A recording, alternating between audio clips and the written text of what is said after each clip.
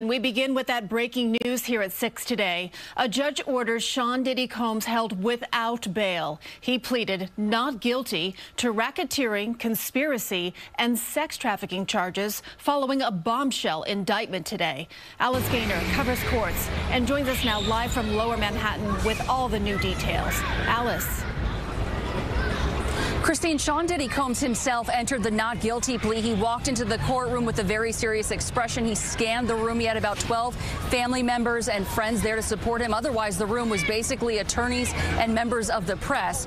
The two sides essentially litigated the case when they were making the argument for bail or no bail. Prosecutors say he's a flight risk. He's an extreme danger to the community. He's a serial abuser, they say, and a serial obstructor. His attorney argued that he had earned the trust of the court and of the judge, because he flew to New York in anticipation of being arrested and wanted to turn himself in. They also mentioned that he's in the process of trying to sell his plane. He handed over his passports to his attorneys, but the judge ruled he be held without bail.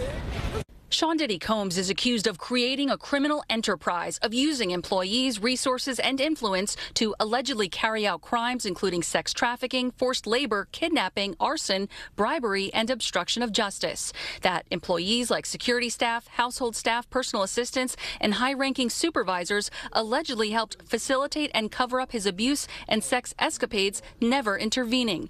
Other arrests could be coming. I'm not taking anything off the table. The previously reported March 2016 Los Angeles hotel video showing Diddy attacking then-girlfriend singer Cassie was referenced in the indictment.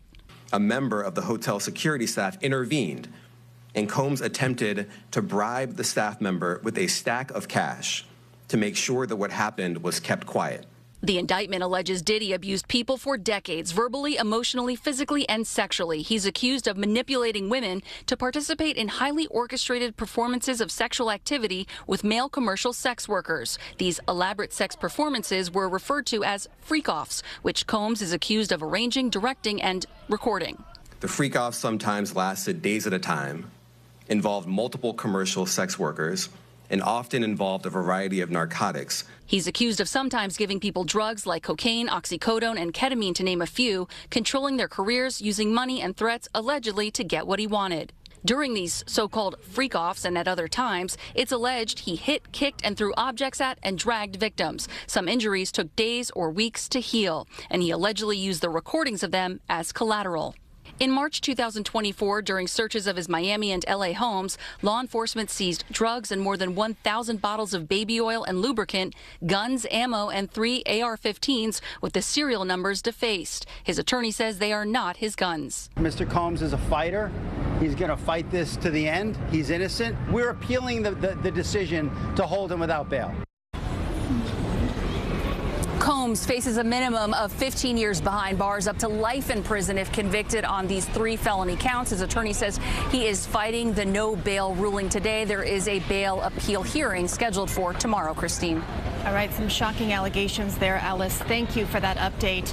Diddy's legal troubles first picked up steam last year. He has faced a number of lawsuits since then, filed by an unnamed music producer to former college student Joy Dickerson, and most recently, one of the singers from the band Danity Kane, Dawn Richard.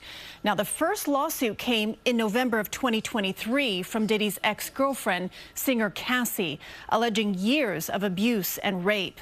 The two parties settled the next day. And then in March, federal agents raided his homes in Miami and LA. In May, video surfaced showing Combs attacking Cassie in an LA hotel in 2016. He publicly apologized days later. In June, Combs returned his key to the city at the request of Mayor Adams. All of this now leading up to his arrest yesterday. Do stay with CBS News New York. We brought you the news conference live when that indictment was unsealed earlier today, and you can read the entire document on cbsnewyork.com.